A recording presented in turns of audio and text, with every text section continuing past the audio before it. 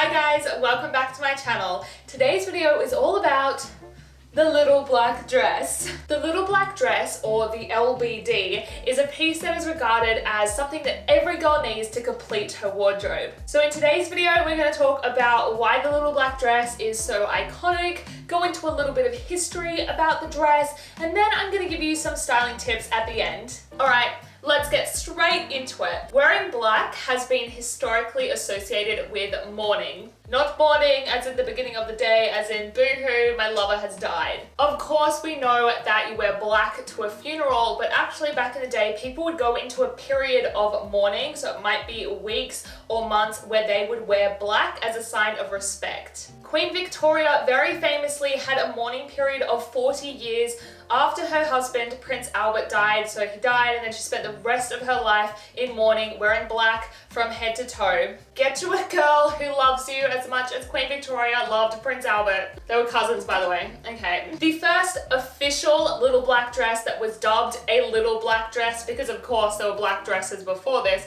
but it was in 1926. It appeared on the cover of Vogue and it was a Coco Chanel design. It was a very simple yet elegant sheath design. It had long sleeves and it was styled with strings of pearls. This was a bit of a turning point because wearing black before had been associated with mourning, but also just with workwear. But after this 1926 Vogue cover, wearing a black dress became a sign of elegance and sophistication. Now, the dress on the 1926 Vogue cover was actually calf length. Nowadays, I don't know if we would consider that little. I think we would call that a midi dress, but at the time that was actually quite a short dress. When people think of 1920s fashion, especially the word flapper comes to mind, and I think of those Halloween costumes that are just like a tight mini skirt with fringe, which is fun for Halloween, but that's just not how women in the 1920s dressed at all. They normally wore that sheath design that was quite straight and it did go to the calf. It wasn't until the end of the 1940s, late 1940s, that the little black dress made her reappearance. In 1947 or 48, 47/48, Christian Dior debuted the new look. And this was a different silhouette for women. It's what we think of when we think of that really elegant 1950s silhouette. It had rounded shoulders, a cinched in waist, and then a full skirt. And often it was worn with gloves, accessorized with a fur coat. It was the height of Parisian elegance. In the early 1960s, the little black dress continued to grow in popularity and really solidified itself as an inanimate object, but it solidified itself as an item that every woman needed in her wardrobe to complete her wardrobe. Perhaps the most famous and culturally iconic little black dress was worn by Audrey Hepburn in the 1961 film Breakfast at Tiffany's. This was made from Italian satin and it was designed by Givenchy. I love saying Givenchy. And it was accessorized with pearls, diamonds, and of course, her iconic cat eye sunglasses. Now, at the same time, across the pond in 1960s London, Twiggy was wearing her own version of the little black dress. This was designed by Mary Quant, who was a massive designer in this whole mod London youth culture scene. When you think mod, you do think bright colors, but you also think go-go boots and mini skirts. So I think the Twiggy little black dress, we can officially say it is a little black dress by our modern standards. It's a mini skirt, so she's definitely little. The little black dress continued to pop up on red carpets over the coming decades.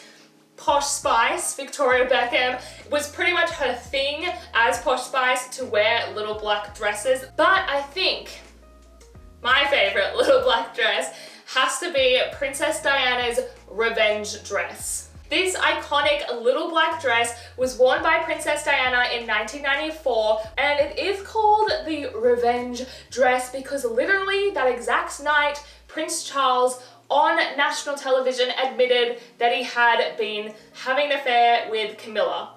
So basically it was her way of showing up to the event and being like, look at this hot bod, look at my curves and my décolletage, and I'm looking hot. So as you can see, going over the 100-year history of the little black dress, There have been many iterations, different lengths and different cuts. So I would say when you're looking for a little black dress, just do you, baby girl. The little black dress is regarded as a staple piece because it's supposed to be something that you have in your wardrobe for years and years, and you can just pull it out for an occasion and always look snazzy. It's a piece that should be a little bit versatile in the fact that you can dress it up a little bit or dress it down a bit, but I would say go for a cocktail dress that already looks a little bit elevated, and then you can style it up or style it down. I would also advise to go for a fairly trendless design. It is something that is supposed to be in your wardrobe for years that you can just pull out, so don't go for something, a cut that is trending right now. Find something that flatters your particular body shape or your aesthetic or your vibe, something that you know you're gonna love for years to come rather than right now. And then I think also find one that has a little bit of personal flair as well. For example, I've got this little sequin bows on mine. They're a bit fun, show a little bit of personality, but it's not taking over the classic feel of the dress. This particular dress that I have is from Spade. I think you can still buy it online. I think I saw it on Saks Fifth Avenue actually on sale the other day. So if you do like this particular one, I will leave a link in the description box below.